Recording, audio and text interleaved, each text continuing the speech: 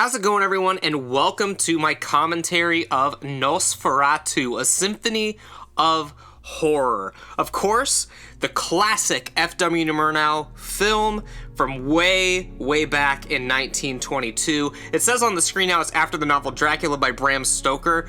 Of course, these weren't the original title cards because this film was obviously not in English when it came out. This was a German film, a key component of German Expressionism.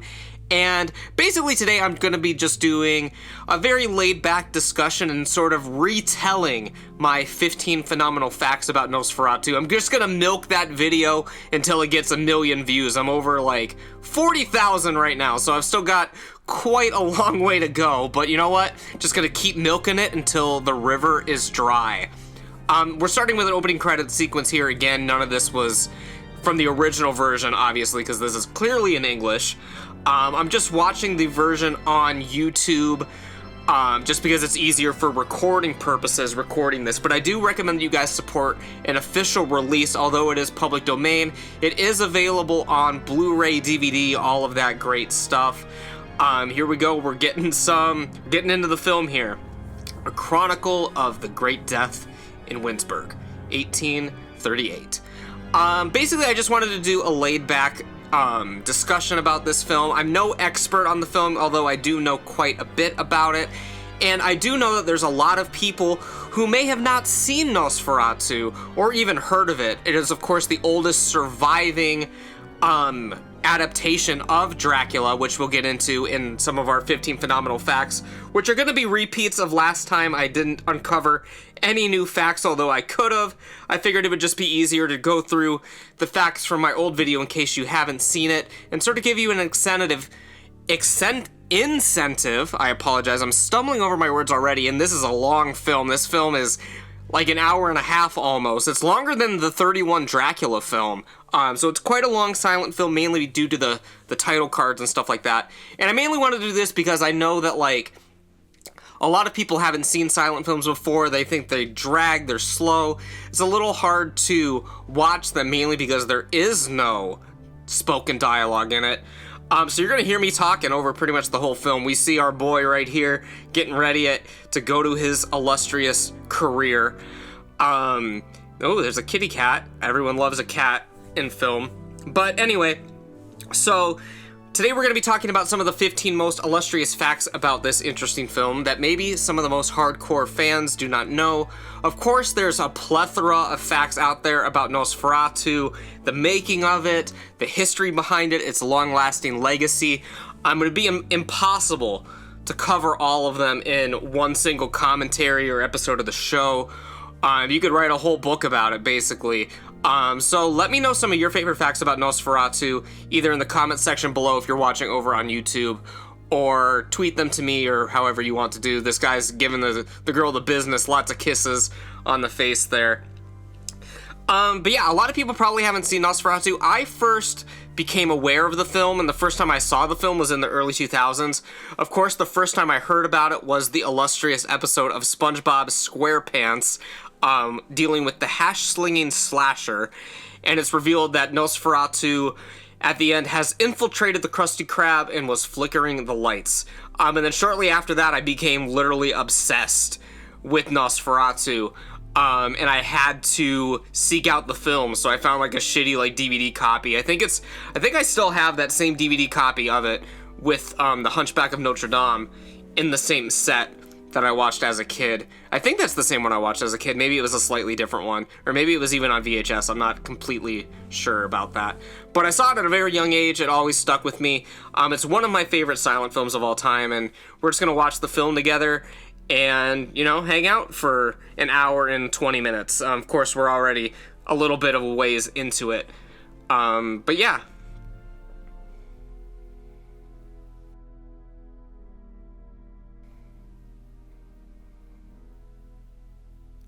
See him looking at his paper there. Of course, this is Renfield, who his character is more in tune with the Dracula novel in this than it was in the Dracula 1931 film.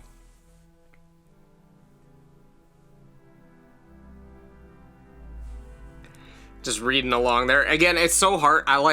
I'm not as confident doing these commentaries as I should be, because I don't know when to just let the film speak for itself or when I should talk. But yeah, he was just reading the thing there. And then that cameo right there, that is Max Schreck, that guy with the hat there, who plays Nosferatu. So that's one of our facts. That was a nice little cameo from him. Count Orlok is the name of the Dracula in this one. Not Dracula, because of a lawsuit from Florence Stoker.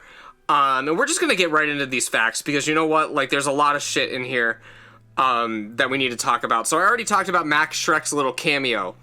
So that is going to be our fact number one. Max Schreck is in that opening segment there, who plays Nosferatu. It's not uncommon today to see actors have different cameos in different parts of they play the monster. Like, there's a famous scene where Kane Hodder is in one of the Friday the 13th as a security guard, not as Jason, and stuff like that. So it's not uncommon to see, but this may have been the first time that there was like a cameo, like a straight up cameo from an actor who's also playing the monster in a film. It's very hard. As I mentioned, this is also the oldest surviving Dracula film. There were a few Dracula films before this, but there's not much information about them. On one of the films, there's just like a still that's released where Dracula's like in the bedroom or whatever. But it's never been found. It still hasn't been found since I made my Nosferatu Facts video. And even before that, it's still out there somewhere. I'm hoping, I'm praying that it's out there somewhere. There was another one before that, a Hungarian film that's mentioned in the Cinemassacre video about the lost horror films, and in the Encyclopedia of the Undead that mentions another film called like Dracula's Death from way back in like 1920, I want to say. And that one, like, you can't even find any information about it at all. Like, the only time that I heard it mentioned and Cinemassacre heard it mentioned was in that book. Like, I've looked up online as well. I can't really find anything about it that's verified or anything. It's mainly just people talking about it in that book and talking about it from the Cinemassacre video. So there isn't much information about it, but this is the oldest surviving adaptation of Dracula. They're laughing there and fade out. Fading back into the bedroom, she's looking out the window, and, you know, again, a lot of people haven't seen silent films, so if I can hang out with you and make this more enjoyable for you, let me know. Of course, I would enjoy it by myself, but I do recognize that even as silent films go, this one is a very long one, and there's a lot of stuff in it that you don't necessarily care about. Dracula's screen time in this is very small. It's like less than 10 minutes. That's our next fact. A common cliche in filmmaking, even today, is to build suspense. You don't show the monster. What you don't see is scary or stuff like that. And this is one of the first films that does it. Because Dracula, this film is nearly an hour and a half with title cards. If there weren't title cards in it, I'm sure it would be significantly shorter. But Dracula's barely in it. You don't see him that often. It's in between like 7 and 9 minutes. I don't have the exact number in front of me of how long Dracula has been appearing in this. Some other things to mention as far as our facts go, just as we're discussing it here. Nosferatu, the name of the film, who's not the name of the vampire, we already discussed his name is Orlok, has no true definition. It comes from the word Nosferos, but really Nosferatu, it doesn't have... Nowadays, it's referred to as a vampire or referred to as the character in this film, even though that's not his name. But really, when you look at it, Nosferatu does not have a true definition. It's a corruption of a different word. There's not much really... I guess at this point, you may as well just make Nosferatu mean vampire. Because at this point, that's what everyone refers to it to. Even in other films, they say Nosferatu, like stuff like that, in referring to Dracula or another character or stuff like that. So nowadays, it pretty much has a definition. So I guess it's updating. The fans and horror culture gave it its own definition. The reason I chose this version of the film as well is because it has like tintings in it.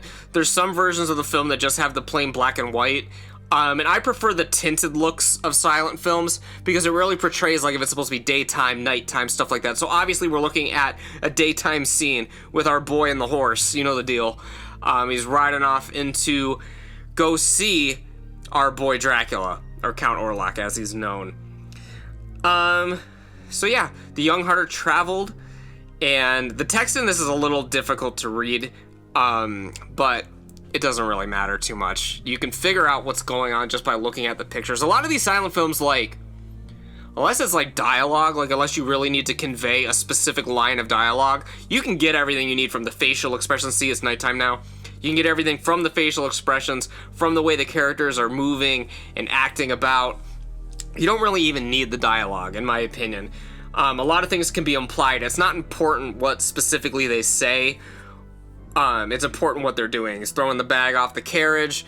And of course, we're getting the classic scene where people try to tell him not to go to the castle, which is in basically every version of Dracula. It is nighttime. They're setting him up at his table. In the novel, Jonathan Harker, he is eating paprika hendel, which I still want to try. That's one of the things I want to try. It's a classic Hungarian dish. He eats that. He also eats some sort of eggplant with meat at the next stop that he makes in the novel. One day I would love to go on the path that Harker took to go to the castle.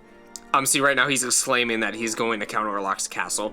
And the title card went away, and now everyone is shocked that he wants to go see Count Orlok's castle. And they're gonna warn him, like, bro, you can't go to the castle, man. Like, bro, it's Walpurgis night.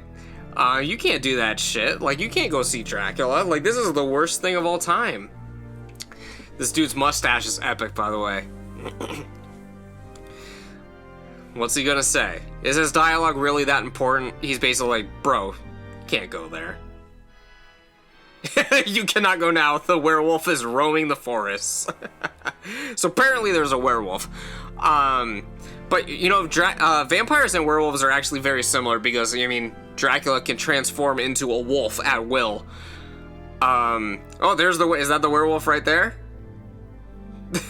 There's horses. Oh, man. I love this film. Like, of course, it's very, very much a product of a time. It's nearly 100 years old. Next year is like the 100th anniversary of Nosferatu, which is absolutely insane. In a way, it kind of makes sense. Like, what I'm looking at feels 100 years old, but it also feels something like it's ancient. Like, it feels like it's from 300 years ago, and it also seems like it's not that long ago. Like, 100 years is not that long. But it's crazy to see how far we've come. And it's just weird because, like, there's no one in this film that was, like, still alive today. This film was a lost film. That's, like, another thing. Like, this film was lost for many years. But like Dracula himself, he couldn't keep it down, man. You couldn't keep this film from existing. So it came back. I mean, like, it was discovered, and of course now you can see it pretty much everywhere. But for a while, there was no prince left alive. Because as we mentioned, this was a highly illegal thing that was happening. This was a very influential film, but it was very highly illegal. And it was almost lost forever. So we'll talk about those two facts. Those are two things that kind of go together.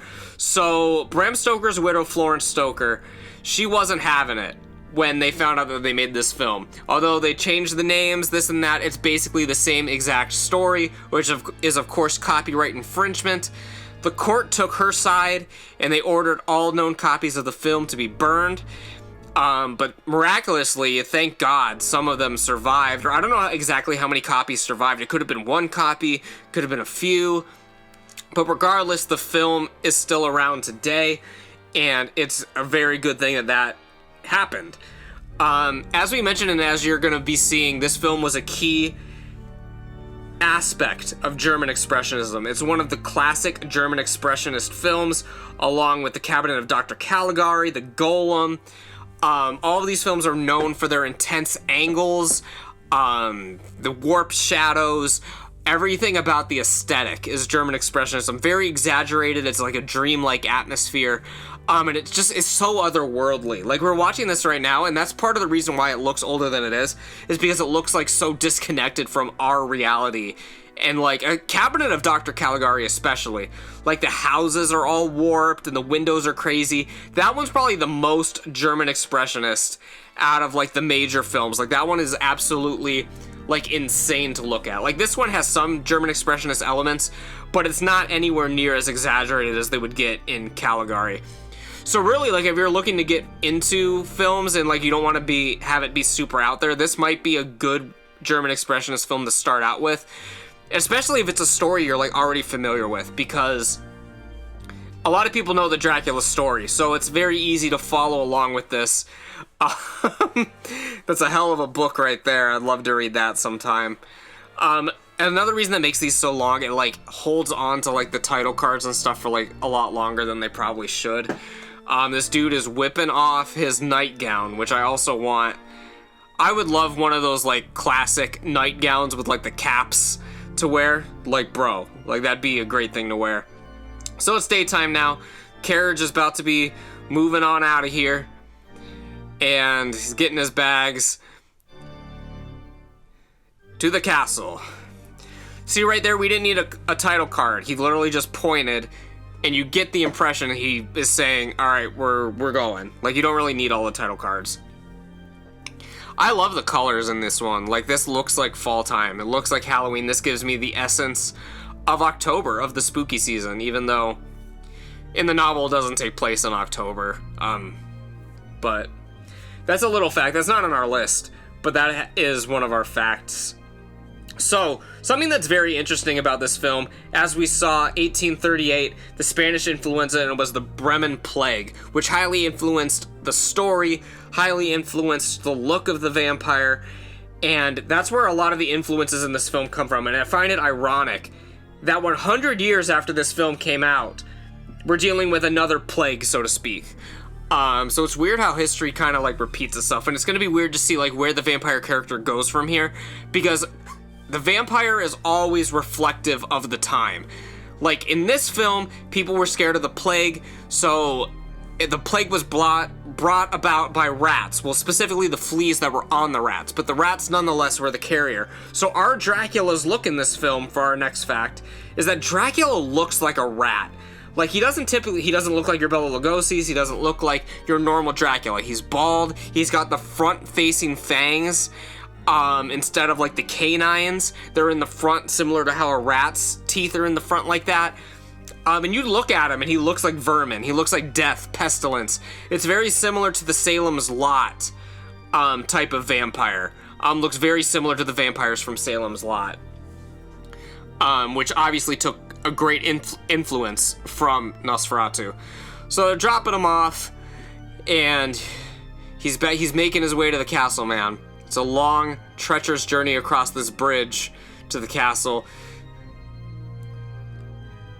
Another thing that helps this a lot is, when it comes to the tinting, is the nighttime scenes. And we're going to see this a little later on. But for our next fact, they shot day for night because they didn't really have a choice other than to do so, because cameras at the time, you couldn't really shoot at night. So all the nighttime scenes they had to shoot during the day, clearly. So these bluish purple tintings, they really help trying to articulate that this is supposed to be a night scene. Because in some of the black and white versions, oh, here comes Dracula down the hill right now. In some of the black and white versions of this, like, the nighttime scenes look exactly the same as the daytime. There he is in his hat, the long-ass feathers, like this weird, like, Robin Hood-esque sort of hat. And Harker is begrudgingly getting into the carriage, and they're about to do the fast speed up all the way up the hill. It's great. Of course, they had to do stuff like that. It was just a filmmaking technique at the time, because literally it would have taken 1 billion years for that to happen. But they needed to convey the speed of this carriage. And so it kind of looks jittery. But back then on the big screen, like, I'm sure people were terrified of this back in the day. Like, you had never really seen anything like these films at the time. Like, I mean, film was new. Film was brand new, so, like, seeing shit like this had to be terrifying. Of course, there were stage plays. That was another thing with the Florence Stoker, how it was illegal. She did authorize a stage play of Dracula, which is eventually what was adapted into the Bela Lugosi version. It's the version more closely tied to the stage play than it is the original novel. So Harker's now on his feet again, headed towards the castle, and he's gonna go up onto the little drawbridge there. Is he gonna look? Oh, there he go. Looks back, zooming. Zooming the hell out of there. So Harker is on his own, but little does he know he was with Dracula the entire time. That's something I never really understood about some of these, because like Dracula can change his appearance, but in a lot of these early films he looks exactly the same as he does right there. And there is our first glimpse of Nosferatu in his get-up in the castle. Very creepy scene. Harker's coming in, the doors are slowly closing behind him. And I like the music version in this. That's another fact. A lot of the music is very different. Some have like jazz scores, some have like a more like atmospheric kind of thing in this. I like the organ music in this version, but there isn't one single soundtrack to it, because I mean they played music over it like with an orchestra when it was in theaters, but there's no like existing recordings of that. But I like the music they used in this. There's our two leads meeting for the first time rather. At nearly 21 minutes in, looking at him. I have waited for you. I have waited too long. Now it is almost midnight. The servants are sleeping. See how long these title cards are? It didn't take me that long to read that. Just waving them in. And we're about to get our first like dialogue scene from the novel. Like the big one where he's going over the details of Carfax Abbey, which of course Dracula is planning to move to in order to infiltrate a different territory. He's eating his dinner there. I wonder what Dracula cooks for his guests. And notice how he says the servants are asleep. There are no servants. Dracula's there by himself. And Harker does not realize at this point that he is a hostage. He's cutting the bread. Is he gonna cut his finger? Oh, got someone's attention. Of course, they didn't show like a close-up of his finger getting cut with the blood. That would have been far too risque at the time. So it's kind of implied. I love that little ghost, that skeleton clock right there. I would love to have one of those in my home.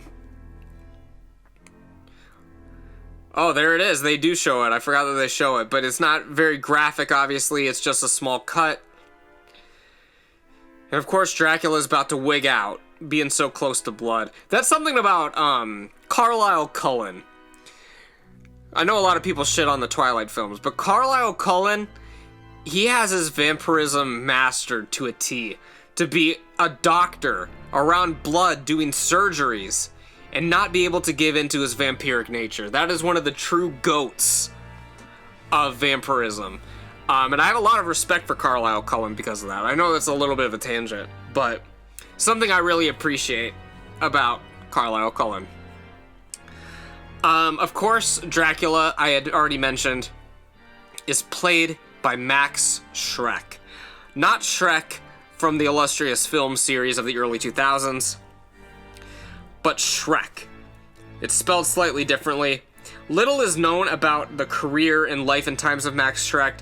He's starred in a few films, but this is mainly the only one that he's known for. They also found him strikingly ugly, so the makeup process to turn him into Nosferatu is actually very minimal. Obviously, they had to do shit to his fingers. Obviously, they had to give him actual fangs, stuff like that. But as far as like the facial structure, very minimal stuff had to be done to make him look like this. Obviously, compare that to, I don't know, like Gary Oldman's Dracula, when he's going through all the different forms. Obviously, heavy, extensive uses of makeup and stuff going on there. And the Bela Lugosi Dracula looks like Bela Lugosi. He doesn't look like a monster. But it's crazy that this actual monstrous, rat-like looking Dracula in this film was done with a lot more minimal makeup than would be normal. So yeah, this is the first commentary of the year. This might be the only commentary of the year. I'm not sure how the month is gonna go. I'm just gonna be playing it by ear. But if there are any other films you want to see me do a commentary for, I would love to hear it. Maybe a film I haven't seen before, and instead of doing like a fact sort of video, I just actually sit and enjoy the film for what it is. He's going into his pockets there, and he's a sleepy boy. Jonathan Harker is sleepy as hell, but he's still got a full feast in front of him. I love the look of Dracula's castle in this. I mean, it's very minimal, but it always sort of stuck with me. The long windows and all that kind of stuff. You don't really see too much of the exterior of it.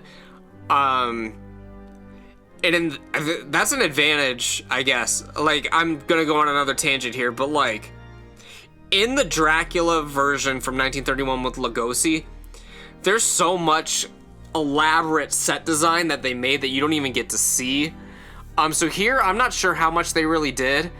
If you ever watch the Spanish version of Dracula, you see a lot more of like the set pieces and stuff that you don't see in the English version. Because in the Spanish version, they shot it during the same time that they were shooting the English one, using the same sets, the same script and everything, just different actors, and they shot it on like reverse schedules. Like one group would shoot during the day while the other one shot at night. And the Spanish director knew what was going on. He really showcased all those set pieces that they used. Todd Browning, he must have thought he was directing the stage play version of Dracula, because like there's so much like static shots, there's so many things that like you just don't see. Probably the funniest scene in the entire film is when like Jonathan runs and is like, look, there's a wolf out on the lawn, and like you don't see the wolf on the lawn. It's literally like a stage play, it's literally him staring off screen to something you could have easily shown. It's film, it's not a stage play. Like, we got our boy Johnny Boy writing some letters. Now we got some trees and a horse going by. He's very excited to see. This guy doesn't seem as excited to see Jonathan Harker or take his letter. He's zooming down the carriage place, the fucking passageway. He still gives it to him, though. What a good man. He's gonna turn around and go on his merry way. Love the purple tinting. It's kind of hard to see what's going on in the shot, though. The ghostly evening light again seemed to revive the shadows of the castle. Such a long title card. I have a feeling this film would be significantly shorter. Like, I would have to say it would probably be an hour, or maybe a little less, if the title cards were either eliminated and implied, or at least cut down so where you don't really need to read them that whole time. Now he's seeing the locket. He's like, who is this? He's like, she is to marry you?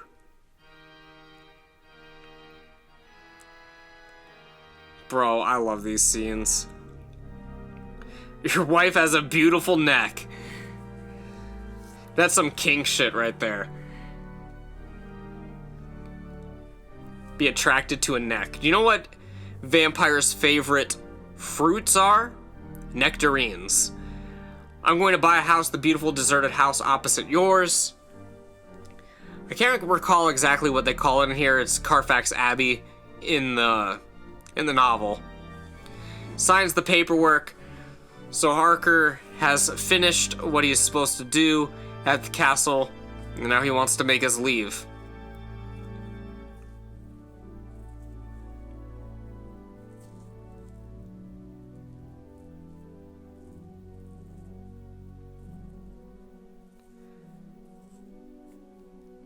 He's discovering something. He's gonna think, he's gonna use his brain.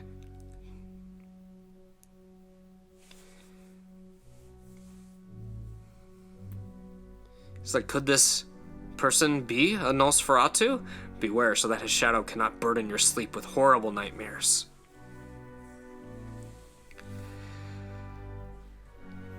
He's starting to catch on something's not right. Starting to catch on something is not the way it seems to be. I guess another fact while we're talking about this, sort of round out a lot of these facts here. There is a film starring Willem Dafoe called Shadow of the Vampire, which is a fictional retelling of the making of Nosferatu. There he is right there. Oh, he looks menacing there. I love the way he looks in that shot. Harker, scared as hell. Very iconic moment. It's hard because I never know when to let the film breathe and let you guys just watch it and listen to me talk. He doesn't know how to escape. He wants to get the fuck out of there. but it's not looking like it. Scared, crawl into the bed. Up, door's opening. He's still scared, out of his mind. Here's the door shot from SpongeBob. This is my guy Nosferatu. His body barely fits in this door frame. It's like it's custom made. It was just made so his head doesn't hit the top of it. What a horrifying sight. I wonder what went into his outfit in this film, because we've talked about his look in the face, but I wonder why they chose the wardrobe that they chose for him. So his wife knows something's wrong. There's almost like a telepathic connection there, where at the same time this is happening, or maybe it's Dracula taking control of her, but she knows something's going on. She feels it. Something is not right. But anyway, as I was saying, there's the film starring Willem Dafoe called Shadow of the Vampire, which is a fictional retelling of the making of Nosferatu, where Count Orlok is a real vampire. And yes, we can see clearly now Nosferatu has control of her. But it does leave you guessing at the beginning what's going on. But yeah, it's a fictional retelling. It's a great, hilarious film. It's a comedy. It's sort of like a pseudo-mockumentary, kind of, like, not really it's like historical fiction, I guess is what I'm trying to say. Where, obviously, Max Schreck was not a real vampire, or who knows, maybe he could be. This is another classic. Speaking of Shadow of the Vampire, there's Shadow of Nosferatu. Fun fact, I wanted to, when we were doing Unlucky, I wanted to have some shots of stuff on the walls like that, similar to Nosferatu, but we didn't really have time to do anything like that. But I personally think that would have been very fun. Oh, Hutter. It's actually Jonathan Harker. That's another name they changed, which is why I was referring to him as Harker, but he's really Hutter. And Dracula just, sucked a little bit of the blood there. Iconic look from our boy. He gets a lot of screen time in this beginning portion of the film, but there's about to be a whole, middle area where we're not going to see him all too much. He'll make some appearances, but as we said, he's only on screen for 7 minutes. He's been on screen for quite a bit. I just love that door frame shot. Absolutely iconic. Genius. I wonder if when they shot that, they're like, damn, some asshole 100 years from now is going to be doing a commentary about this fucking thing. Watching this guy walk through the door frame. Of course, commentaries weren't a thing at the time. Duh. As I mentioned for my second to last fact, because we're going to save the final fact for the end of the film. But the second to last fact, the 14th of the 15 phenomenal facts, is that this film still permeates today. Obviously, I'm doing a commentary about it right now. There's a beer by Great Lakes Brewing Company that I get every year, even though it's not my favorite beer. I don't think it's that great, but I gotta get it every year just because it's Nosferatu beer. Of course, I mentioned the SpongeBob episode, where Nosferatu comes in, which is probably my favorite episode of SpongeBob. A lot of people I know growing up, that was their favorite episode as well. You see him in memes every year. It's crazy that a film that's 100 years old still has such a public attention to it. Because again, there's a lot of films, like Cabinet of Dr. Caligari, in my opinion, is the superior film. But it's nowhere near as popular as this. Maybe it's because this is a adaptation of Dracula, a very well-known story. And now he's looking for Dracula, nowhere to be found, of course. But I don't know. It's still very much in the public eye. And that's another thing. I don't think that they thought they were just making a film. I don't think that, because back then there was no DVDs, obviously. Who knows how you can even see a film after this? Here comes the classic coffin discovery scene, which I'll let you just watch. I'll give my voice a little bit of a break.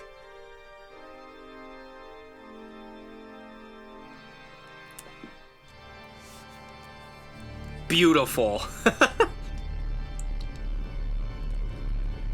I love the fangs sticking out again. Very rat-like how they just stick out the front of his mouth like that. Bro. The long fingers, the ears. I just love the look of Nosferatu. Count Orlok, sorry. It's kind of like Frankenstein. Like, yeah, his name isn't Frankenstein. He's the monster, sometimes referred to as Frankenstein's monster. His name is not Frankenstein, but basically at this point it's interchangeable. Just like in this, he's not Dracula, he's not Nosferatu. His name is technically Count Orlok, but it's easier just to refer to him as Nosferatu because it's the name of the film, or to call him Dracula because that's who he actually is. There was also a remake of this from the 70s by Werner Herzog. Very interesting film. I don't like it as much as the original. It's very atmospheric though. It's very, very creepy. Love these shots of Dracula piling up his coffins and crawling into the first one and then making the lid of it levitate and go back on top. That's just a great scene. Now Hutter's stuck. He's like, fuck, this dude just signed the contract to move in across the street and my wife is there. And I don't know what to do, bro. Very, very iconic.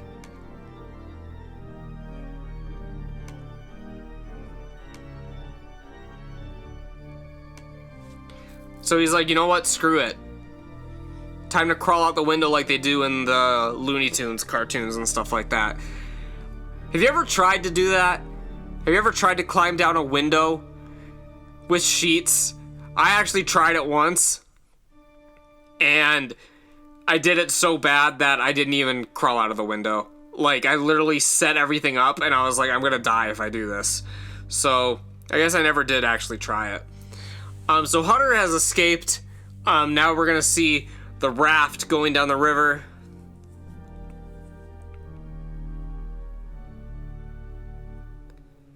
The raftsmen did not know anything about the creepy load that they were taking down the river. Of course, this is one of the many changes that they made. It's probably too expensive to get an actual boat, so they just had a raft. Of course, in the novel and in the other film adaptations, they use a boat that's going to carry Dracula.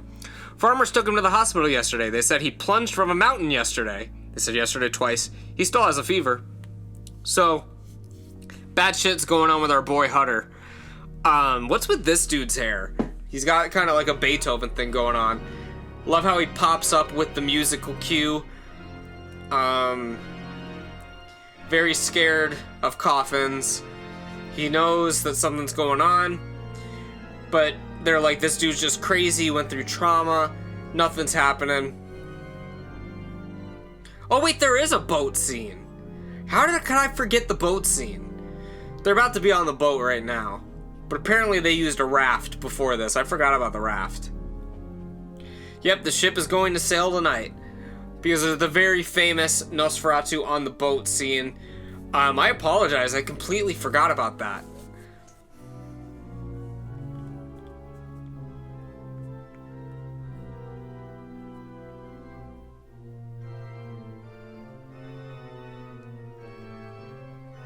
Again, love the purple tinting on these scenes.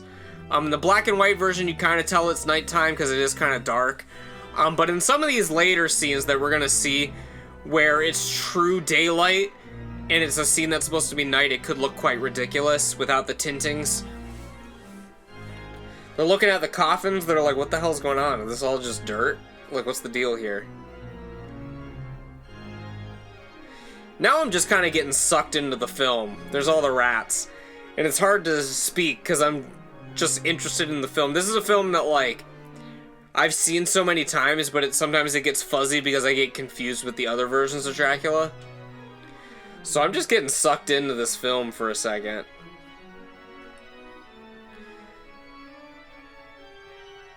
Again, I don't really think all the text is necessary. I think the film should really speak for itself. I get it. You want context, you want to know what's going on.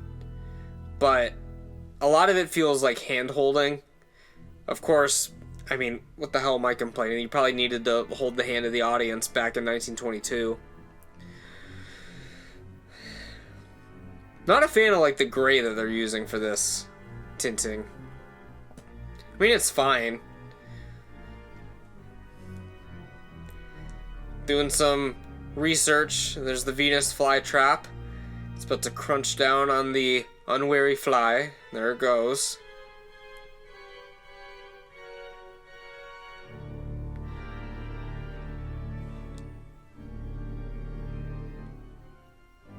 He's very impressed like that. Isn't it like a vampire? Very, very enthralled by the Venus flytrap, my good sir. Seeing that the real estate agent Knock was forced into the darkness surrounding the approaching strangler, Nosferatu.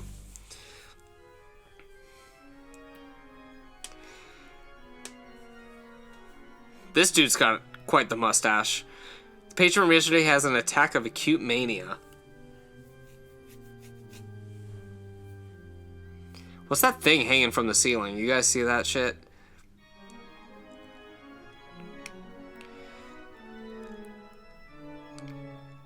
I just really am, like, fascinated by these old films, because you gotta think that, like, they built all these sets, and, like, there was a production designer that decided, yo, he has a chair like this, he has this, this, and this. Of course, Renfield's going apeshit, eating flies, because he is Dracula's servant. Blood is life, blood is life. In the 2020 version of Dracula, they say blood is lives, which is a nice sort of update on this, because in that film Dracula, like, gets the powers of people that he drinks the blood of. Like, if they know a certain language, he'll drink their blood and he'll know that language as well. Very, very interesting version of Dracula. A lot of people didn't like the 2020 version of Dracula, but I quite enjoyed it. Of course, the third episode is very controversial in terms of its source material and all the changes it makes. But for what it is, I mean, I like it. I mean, it's fine. I'm not gonna go crazy about it. A polyp with tentacles, he says.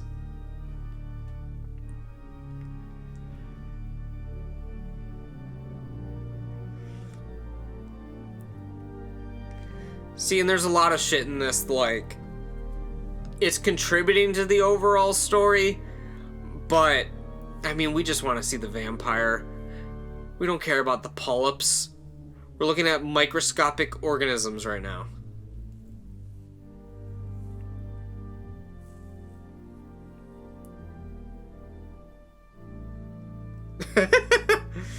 Oh, God. I love the look of Renfield in this. He looks absolutely insane. Spiders!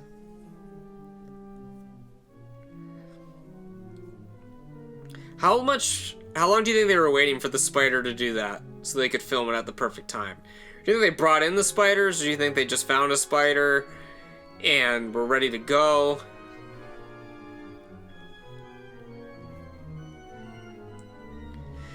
In some versions, like the 1931 version, Renfield is the one that goes to the castle and then goes insane. So they sort of combine the Harker and Renfield characters, but then there's also a Harker character in the film, but he doesn't do the journey to the castle like he does in this one, or in some of the other ones.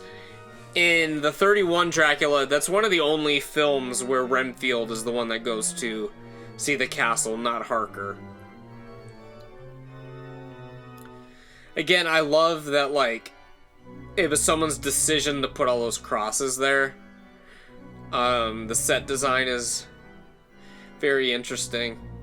And I just love people's, like, thought processes. Like, okay, so this is completely ridiculous, but something I find very interesting is I love, and this has nothing to do with horror, I love when I get DoorDash something and they send me the picture of the DoorDash, because I love the driver's decision-making process on, like, where they're gonna set the food on my porch. Are they gonna set it on a banister? Are they gonna set it on one of the porch chairs? Are they gonna set it, like, on the mat? where are they going to set the bag of food? So I always am looking so forward to the picture they send. Gives you a real insight into the person and their decision-making processes, and I find it very interesting and hilarious. And that's something no one would ever think about or talk about, especially talk about during a Nosferatu commentary. But again, I don't really consider this an official commentary. This is more of a watch-along. You're watching it along with me. Again, I'm no true expert of the film.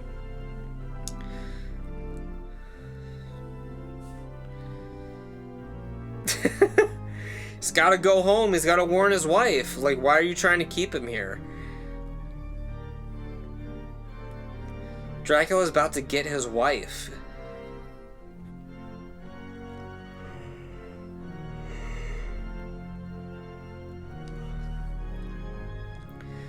So we're finally getting onto the ship. Again, love all the tintings in this.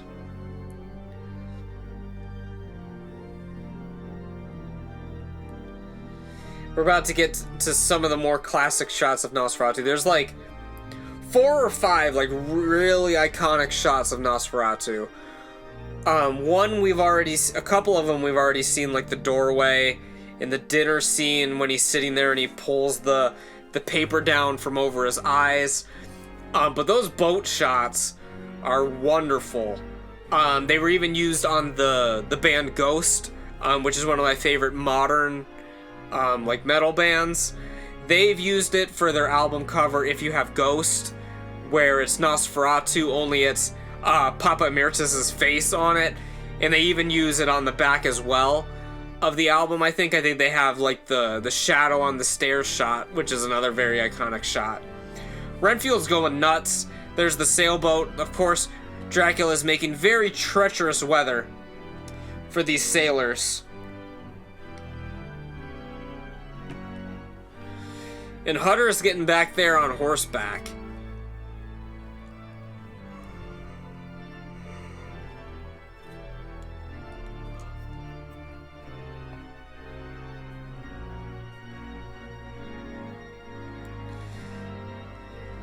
Oh, these poor crew members.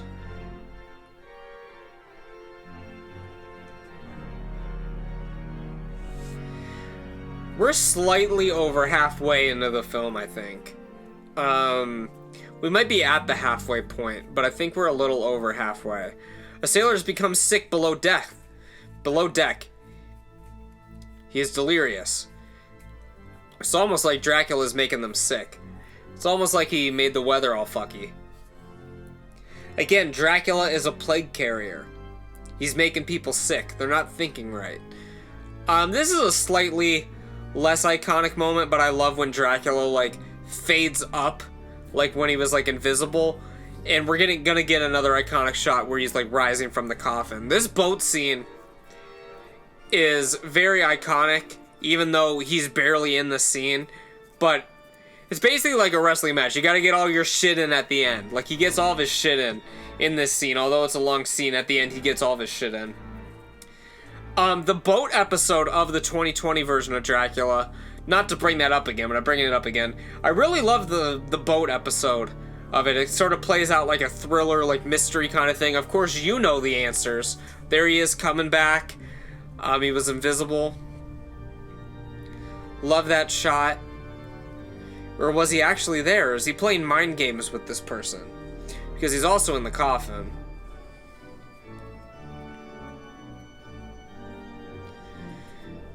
If there's any films that you guys want to see me do a commentary of, let me know. Of course, it's probably going to have to be a public domain film if you guys want to see it on YouTube.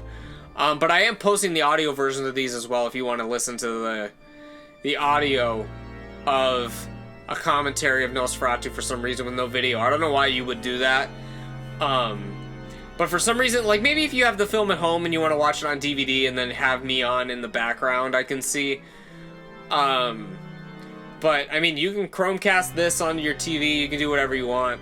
So, this is a good way to watch it along with me is on the YouTube version. So if you're on Apple Podcasts or Spotify, I would love to direct you over to my YouTube channel so you can watch full video of this with me as well. Again, I am watching a YouTube version of it already for the purposes of recording this video, but I do recommend you go buy it. I have a copy of it, obviously. A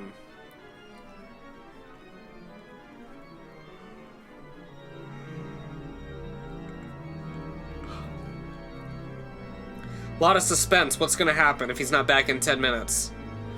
A lot of suspense.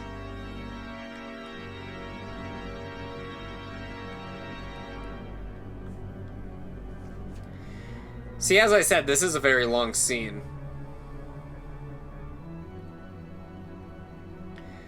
Love the music, of course.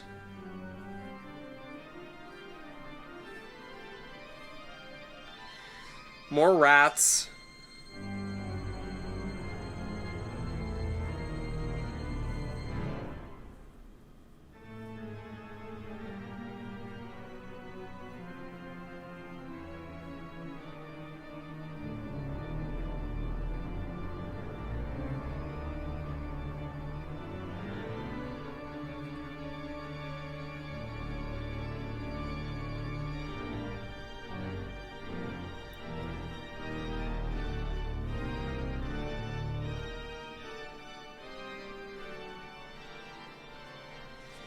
Again, just trying to let the film breathe a little bit.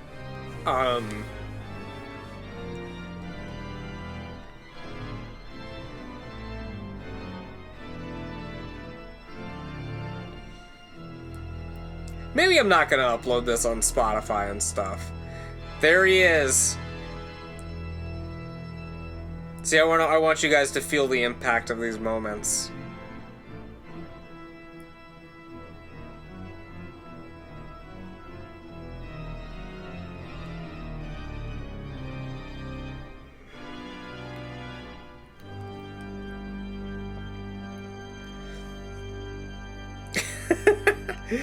Oh man, his facial expressions are great.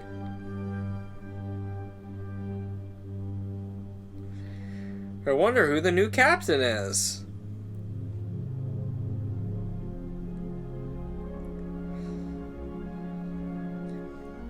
But as I was saying, I don't think I'm going to upload this on Spotify or anything, because I want to let the film breathe. I want to let you guys watch the film. I talked a lot during the beginning portions, but I'm going to try to, you know, keep my commentary to a minimum unless it's, like, really important. But I do want to know from you guys, like, what other commentaries you guys would want to see from me on the channel. It would have to be, like, public domain kind of stuff, as I mentioned. So, Carnival of Souls, Night of the Living Dead, some other silent films, maybe like The Phantom Carriage, just stuff like that. Whatever you guys want to see, like, I'd be down to do. Like, what's a public domain film you guys haven't seen that maybe would be easier if you were watching it along with me?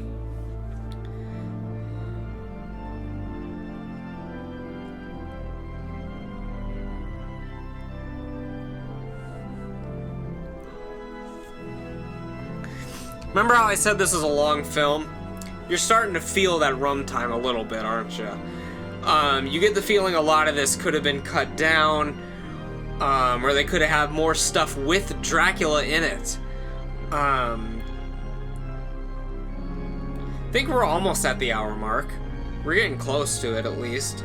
Love her facial expressions there. I have to go to him. He is coming. So now, well, she has been fully under his spell and control, and now she must find him. Pretty soon he's gonna land and make his appearance, and we're gonna get some of those great and unintentionally hilarious coffin scenes that I mentioned previously, where they shot it day for night.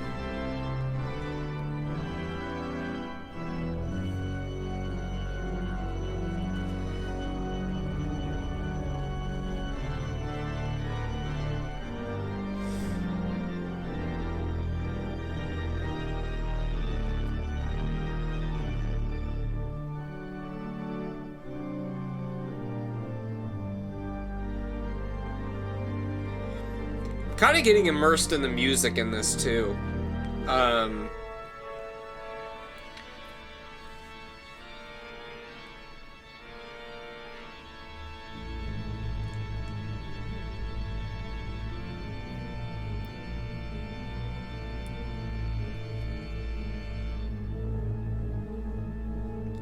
The boat is slowly approaching.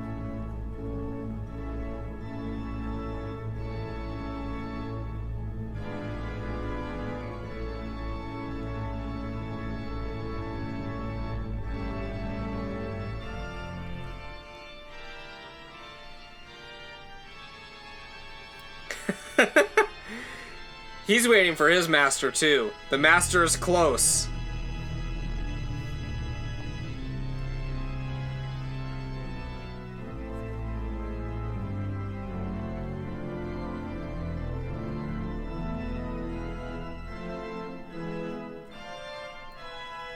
Dude, I love Renfield.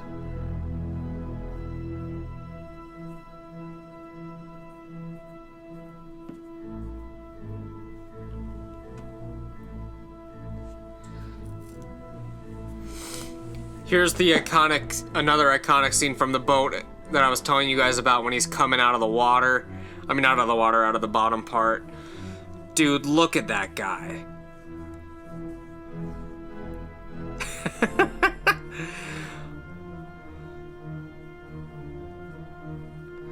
Some horrifying stuff.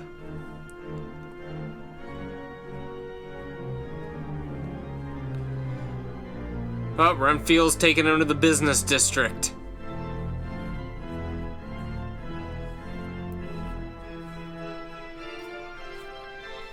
I swear to God, at least 4 times during this, I forgot I was doing a commentary and I just got sucked into the film. And I hope you're getting sucked into the film as well. Because although it is very slow, although it's silent, I do think it's very atmospheric. I do think it's it can be slow at times, but I think it's entertaining. Here's the stuff I've been telling you guys about. The day for night coffin scene. And it's pretty ridiculous that he's carrying this coffin as it is. It just looks very, very strange and ridiculous. And it's kind of funny, if I can be honest with you. But it would be even funnier if it didn't have the tintings on it. Because the tintings actually make it look like it's nighttime. In a black and white version, it's gonna look like he's just in day, because they shot it during the daytime. So, and then he's gonna carry it on a boat, and he's running through the city with it. So it's very, very ridiculous, but regardless, it's fine.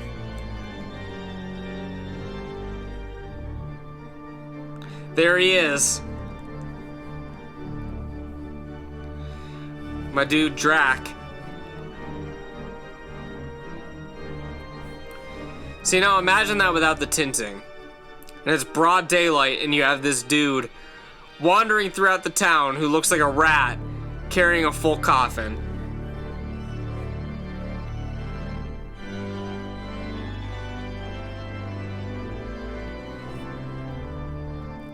Looks like a nice courtyard. I'd love to have a little picnic wherever that is.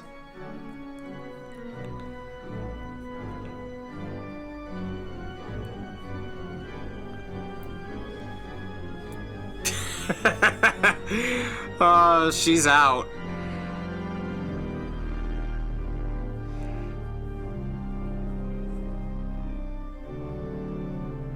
See, and you can even like see the sunlight like on the ground. Even this tinting isn't the best.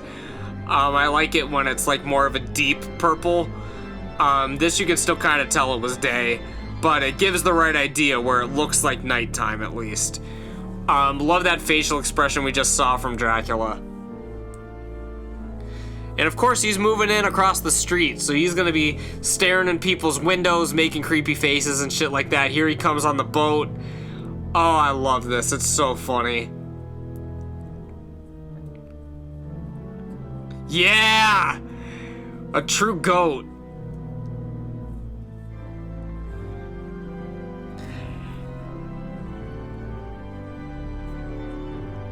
Carfax Abbey must be pretty far from the beach, because he's running through the town. He had to take literally another boat over to where he needed to get.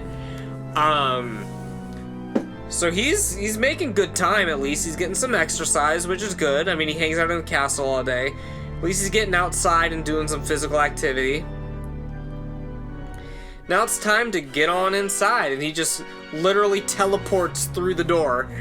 They're about to go on this boat and see that there's literally no one left on the boat. They all be dead. Oh my god, legend.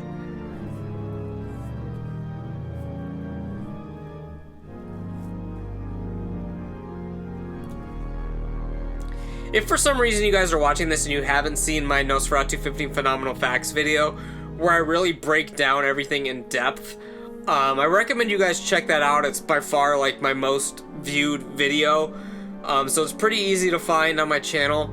But if you want more information about the making of Nosferatu and what some of the stuff means instead of me just casually listing it off here, that would be the video. It's a scripted video, of course, where I really go into all of the facts about the film.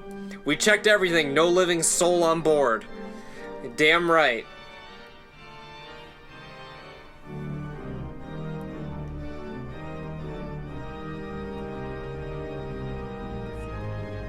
This is one of the films we had to watch in vampire class. So I've seen it and studied it quite a few times.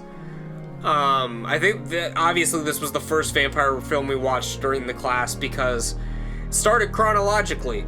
So we made our way from the 20s up until modern day. The last film we watched were bits and pieces of Twilight. We didn't watch the full film.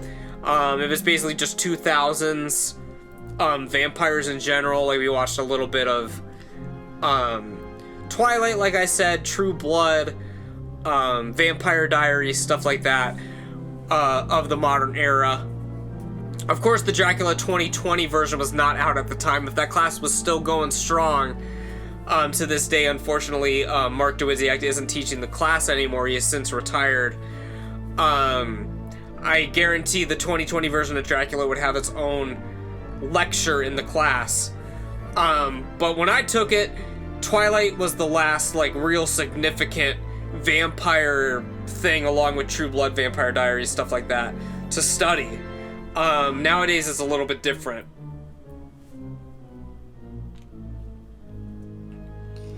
And not all the films we watched in that class were classics either. Like we watched The Return of Dracula from the 50s and some other stuff as well. It wasn't a Dracula course, it was a vampire course, so obviously there were more films that we watched not about Dracula. We watched Kolchak the Night Stalker, Blade, stuff like that. So it wasn't all Dracula. There were a lot of Draculas, obviously, that we didn't watch, because you can't watch all of the Draculas in one class. Here's where they're going to start talking about some exposition. Here's going to be some reveals. But anyway, I lost my train of thought for a second. Yeah, that would be impossible to watch all the Dracula films. Of course, you have all the 70s versions. You have all the Christopher Lee Hammer ones, which were going on from the 50s to the 70s. You have the 90s version, of course. You have the BBC versions. There's been tons of them, and we only watched like a handful of them in the class. Even during the 70s, we didn't watch all of the Dracula films. We would watch bits and pieces of both. We didn't watch all of it. We watched Kolchak the Night Stalker in its entirety, of course, though. Love the artwork of the boat over there. It's sort of like, oh, remember what just happened on that boat with the treacherous storm?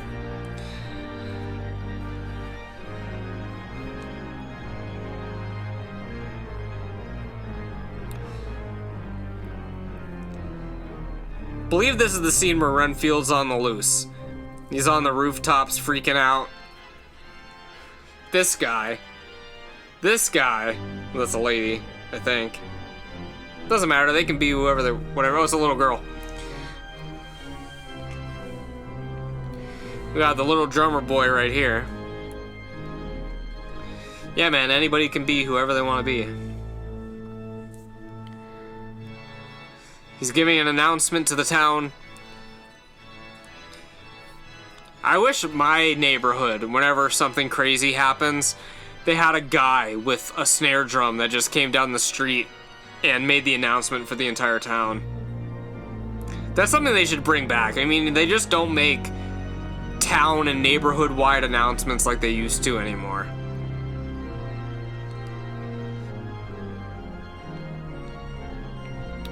I hope you guys have been enjoying some of the other episodes of the House of Horror that have come out this month.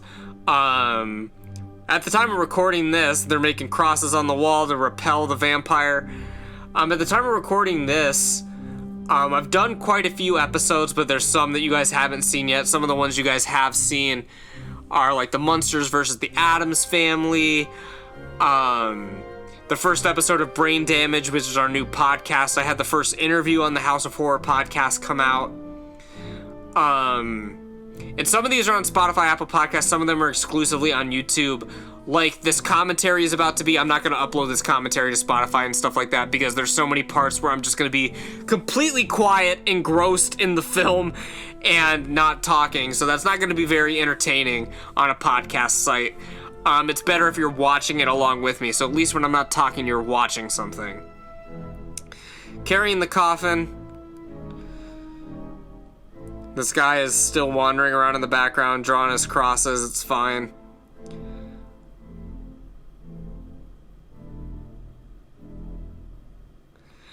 She couldn't resist the strange force, and now she's reading. During the night, Nosferatu clutches the victim and sucks their blood with a gruesome... Oh, that one went by too fast. Maybe it's because you already read it before, so they felt like they didn't have to show the full thing. But that one went too fast for my taste. They showed that one as well. We're not getting any new text that we haven't gotten from earlier in the film in this. That one lingered way too long. The first one was so short. Why'd they linger so long on the other one? And now we're into the bedroom scene. So we're going to be getting into quite a lot of the other iconic imagery from this film. And Nosferatu is about to make another appearance, of course. You see him in the window there in the distance. What a guy. This is how I see it every night. Imagine every night this dude is staring through your windows. It's kind of a creepy thought, especially if it was anyone. It's a creepy thought, especially if it was Dracula. We gotta bring that hairstyle back. Just the straight up like curls on the bottom. And this dude hair, he's doing it, man. I'm about to do my hair like Hutter.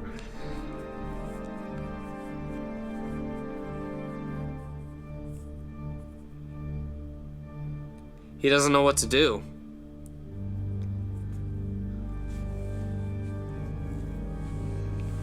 Just gonna slowly stare out the window, make weird arm gestures, and back up. And fall down. What a strange guy. So now it's nighttime again. In the dead of night, we've got the purple. We've got some wandering around. Turns on the light.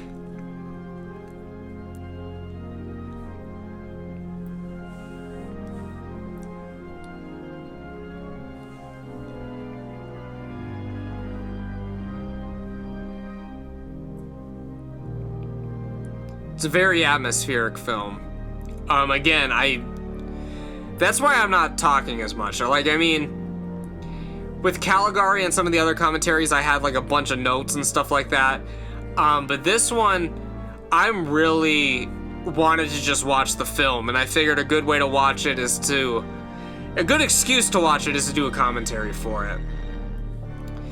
So I didn't want to make a lot of notes. I didn't want to talk through the whole thing, because I felt also in some of the other commentaries, it's just like you're listening to me talk the full entire runtime of the film. And it's kind of hard to watch the film when you do that. So I kind of want you guys to watch the film as well as listen, so. But I talked to you during the important stuff. You know the important. I mean, I talked to you about the important stuff when stuff wasn't really happening that much. And during the important stuff, I've tried to not talk as much. Maybe just a little reaction. A lot of coffins being carried around in this town. It's a real problem. Still waiting for Renfield to be laughing from the rooftops.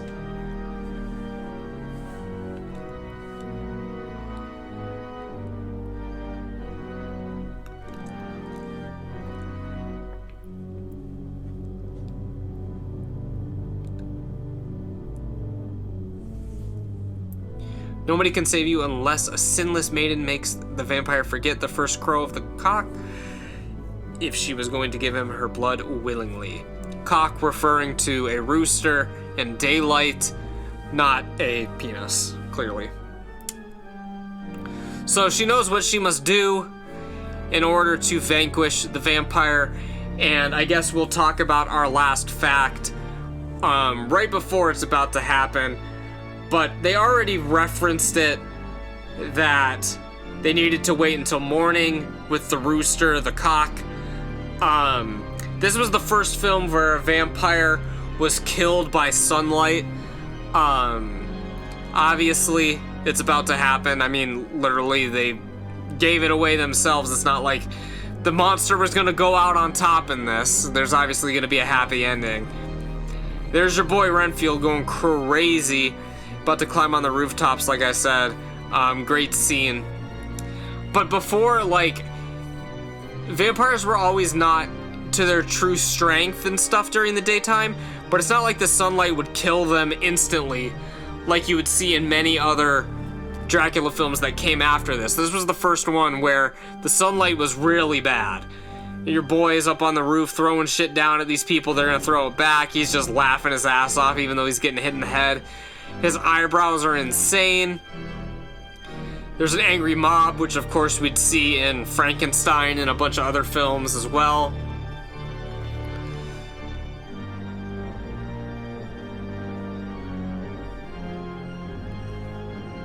But yeah, this is the first one the vampire was killed by sunlight. Before, it was always just implied that it weakens them.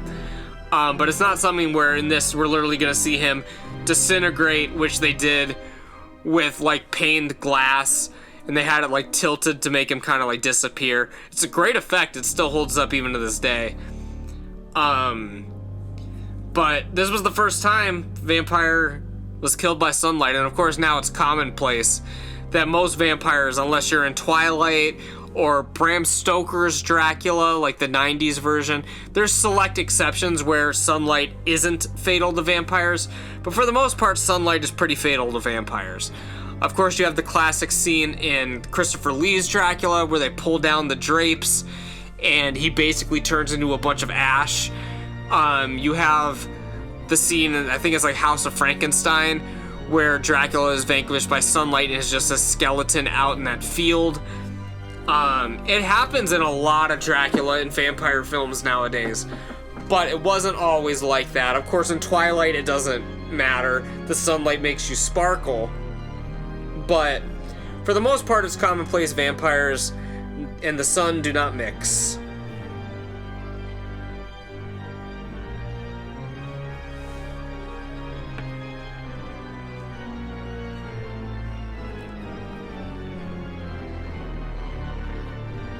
Destroying the scarecrow. Come on, man.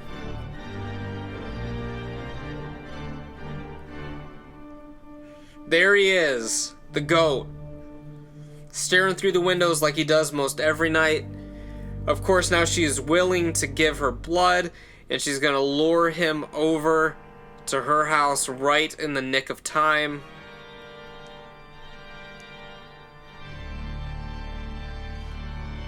And of course your boy Hutter's there, you know, he couldn't miss out on this shit. Once again, I'll let the film do its thing for a minute.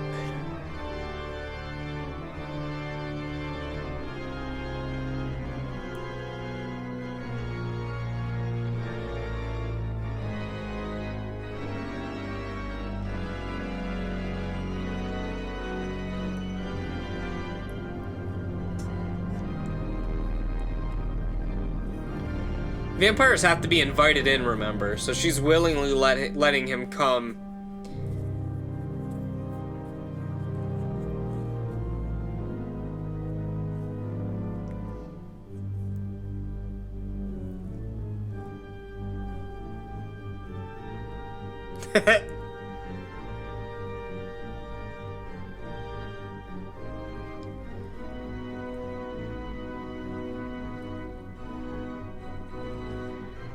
Love that shot there of him in the window. Of course, pretty soon we're gonna get the classic stair shot, which I still use in all of my top 10 videos. bro.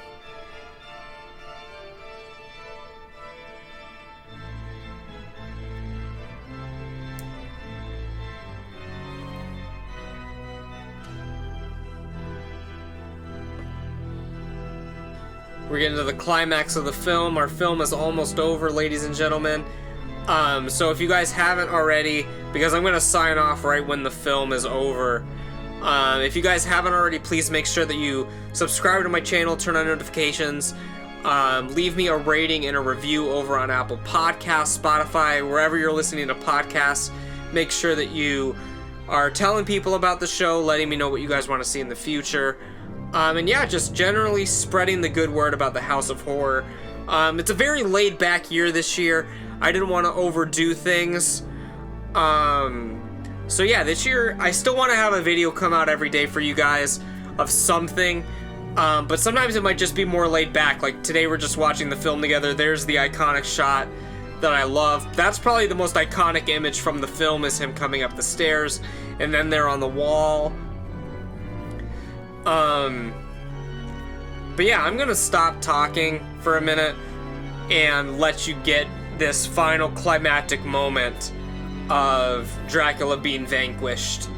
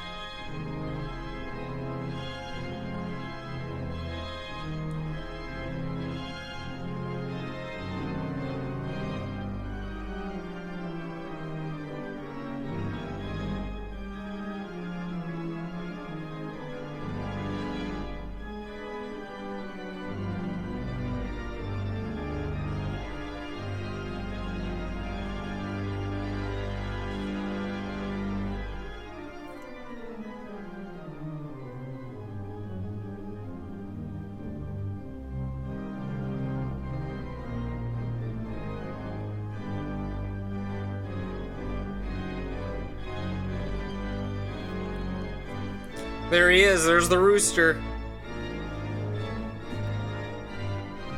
And he's fucked. And he knows he made a mistake. Like, look at him.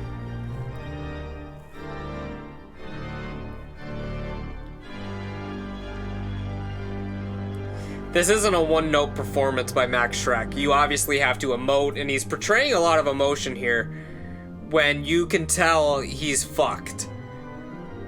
He's not just a mindless monster. Here, you feel his sadness. You feel that he knows something is wrong. It humanizes him a little bit. You don't feel bad for him. But it's just another layer to the performance. And this is very poetic here. I love these shots of him. When he comes up to the window momentarily, there he goes.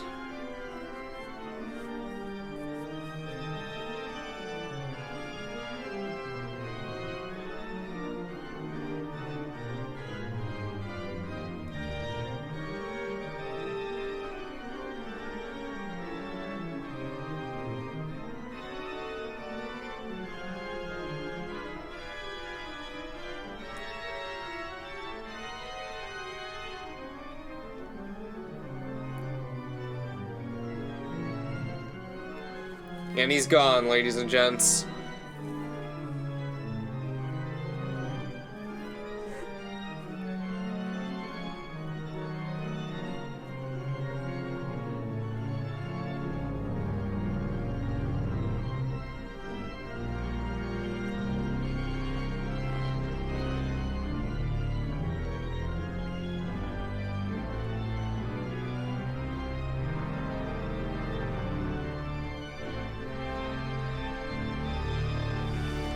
Well, that's pretty much going to wrap up the commentary, guys. The film is going to be ending here in a second.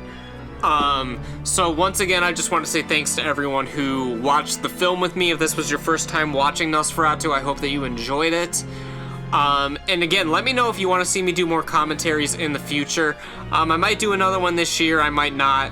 but I'm open to whatever films you guys want to see me do. And again, yeah, this film is about to wrap up. I got like 30 seconds here. And yeah, I will see you guys here again for another episode from the House of Horror. So I hope you guys stay spooky out there. Take care of yourselves, take care of others. And that is about it, you guys. So you know what? Take care. Stay spooky.